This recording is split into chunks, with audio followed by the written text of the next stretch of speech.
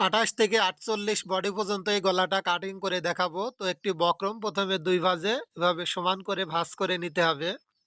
তো এভাবে ভাঁজ করা হয়ে গেলে গলার লম্বা দিবেন 6.5 ইঞ্চি, আড়ে দিবেন 3.25 ইঞ্চি। এটা হচ্ছে 36 থেকে 40 বডি হলে এই মাপে চারকোনা বক্সটা তৈরি করবেন।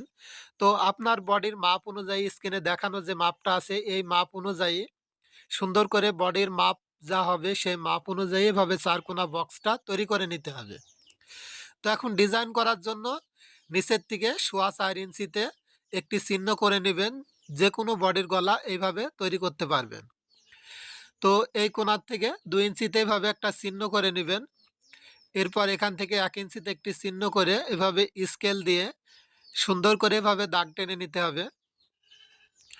তো এখন হচ্ছে আমার হাতের দিকে খেয়াল করে দেখবেন আমি যেভাবে ডিজাইনটা আর্ট করে নিচ্ছি ঠিক এইভাবে সুন্দর করে এই ডিজাইনটা আর্ট করে নিতে হবে।